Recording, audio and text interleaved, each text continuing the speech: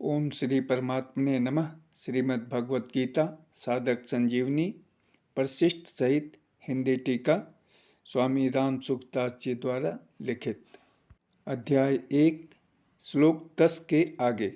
दुर्योधन बाह्य दृष्टि से अपनी सेना के महारथियों से बोला, आप सब के सब लोग सभी मोर्चों पर अपनी अपनी जगह दृढ़ता से स्थित रहते हुए निश्चित रूप से पितामह भीष्म की ही चारों ओर से रक्षा करें। व्याख्या। जिन जिन मोर्चों पर आपकी नियुक्ति कर दी गई है, आप सभी योद्धा लोग उन्हीं मोर्चों पर दृढ़ता से स्थित रहते हुए सब तरफ से सब प्रकार से भीष्म जी की रक्षा करें। भीष्म जी की सब ओर से रक्षा करें, यह कहकर दुर्योधन भीष्म जी को भीतर से अपने पक्ष में लाना चाहता है। ऐसा कहने का दूसरा भाव यह है कि जब भीष्म जी युद्ध करें तब किसी भी व्यूह द्वार से शिखंडी उनके सामने न आ जाए, इसका आप लोग ख्याल रखें।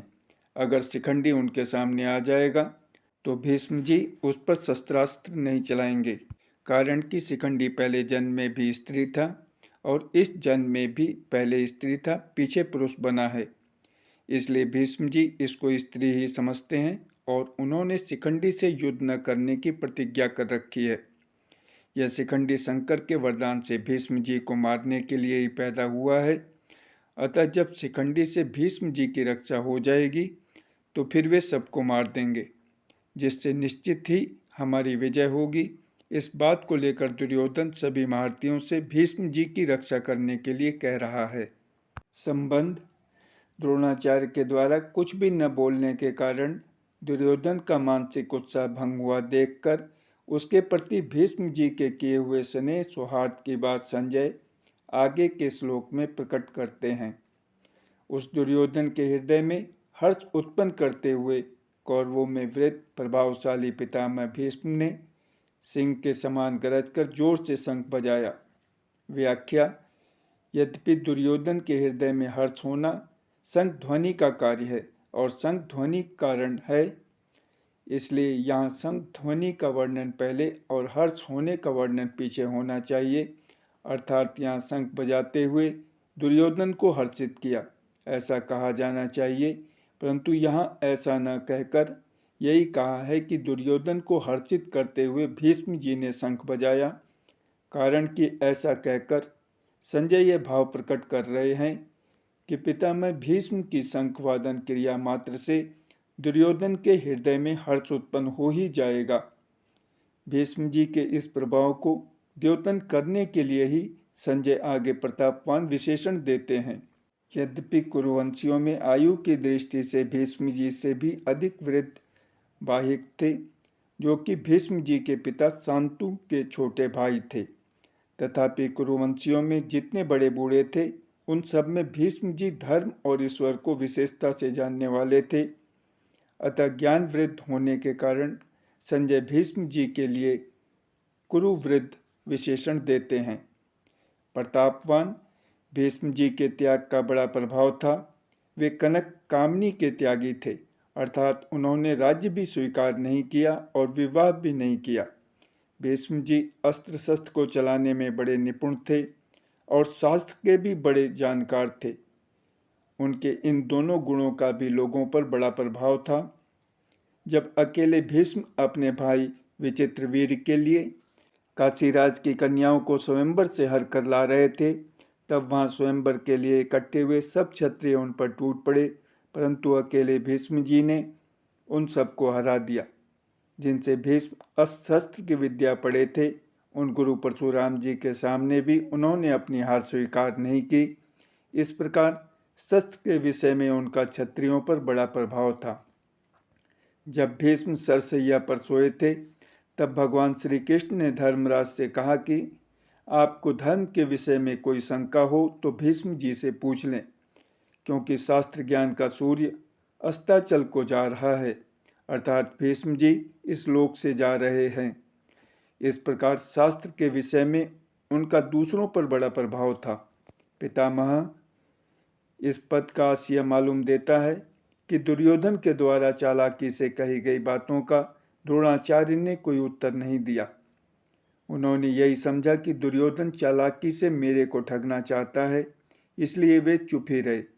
परंतु पितामह दादा होने के नाते भीष्म जी को दुर्योधन की चालाकी में उसका बचपना दिखता है।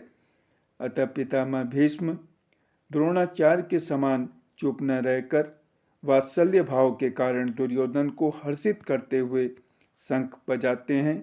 जैसे सिंह के गर्जना करने पर हाथी आदि बड़े बड़े पशु भी भयभीत हो जाते हैं, ऐसे ही गर्जना करने मात्र से सभी भयभीत हो जाएं और दुर्योधन प्रसन्न हो जाए। इसी भाव से भीष्म जी ने सिंह के समान गरज कर जोर से शंख बजाया। परिशिष्ट भाव। दुर्योधन के साथ द्रोणाचार्य का विद्या का संबंध था और भीष्म जी का जन्म का अर्थात कौटुंबिक संबंध था। जहाँ विद्या का संबंध होता है वहाँ पक्षपात नहीं होता, पर जहाँ कौटुंबिक संबंध होता है वहाँ स्नेहवश पक्षपात हो जाता है।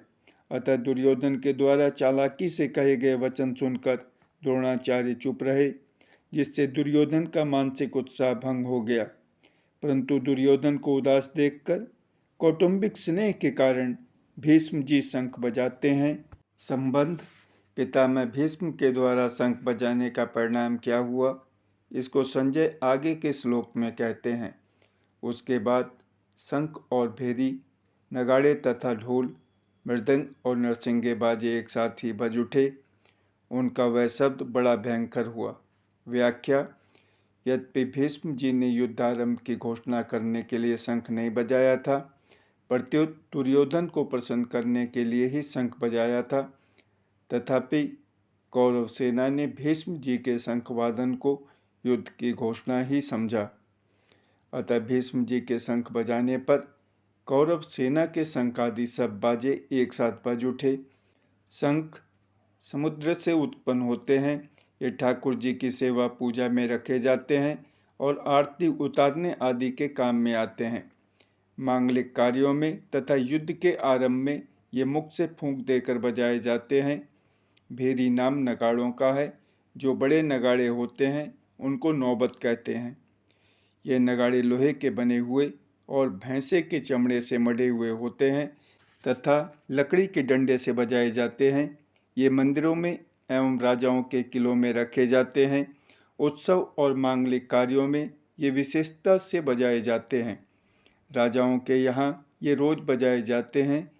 प्रणव नाम ढोलक का है। ये लोहे के अथवा लकड़ी के बने हुए और बकरे के चमड़े से मढ़े हुए होते हैं तथा हाथ से या लकड़ी के डंडे से बजाए जाते हैं। ये आकार में ढोलकी की तरह होने पर भी ढोलकी से बड़े होते हैं। कार्य के आरंभ में पड़वों को बजाना गणेश जी के पूजन के समान मांगलिक माना जाता है। आनक नाम मृदंग का है। इनको पखावज भी कहते हैं। आकार में ये लकड़ी की बनाई हुई ढोलकी के समान होते हैं। ये मिट्टी के बने हुए और चमड़े से मढ़े हुए होते हैं तथा हाथ से बजाए जाते हैं। गोमुख नाम नरसिंगे का है। यह आकार में सांप की तरह टेढ़े होते हैं और इनका मुख गाय की तरह होता है। ये मुख की फूंक से बजाए जाते हैं। कौरव सेना में उत्साह बहुत था, इसलिए पितामह भीष्म का शंख बजते ही कौरव सेना के सब बाजे अनायास ही एक साथ बज उठे। उनके बजने में देरी नहीं हुई तथा उनको बजाने में परिश्रम भी नहीं हुआ। अलग अलग विभागों में टुकड़ियों में खड़ी हुई कौरव सेना के शंख आदि बाजों का शब्द बड़ा भयंकर हुआ, अर्थात उनकी आवाज़ बड़ी जोर से गूंजती रही। संबंध। इस अध्याय के आरंभ में ही धृतराष्ट्र ने संजय से पूछा था कि युद्ध क्षेत्र में मेरे और पांडु के पुत्रों ने क्या किया। अतः संजय ने दूसरे श्लोक से 13वें श्लोक तक धृतराष्ट्र के पुत्रों ने क्या किया इसका उत्तर दिया। अब आगे के श्लोक से संजय पांडु के पुत्रों ने क्या किया इसका उत्तर देते हैं। उसके बाद सफ़ेद घोड़ों से युक्त महान रथ पर बैठे हुए लक्ष्मीपति भगवान श्री कृष्ण और पांडुपुत्र अर्जुन ने भी दिव्य शंखों को बड़े जोर से बजाया। व्याख्या।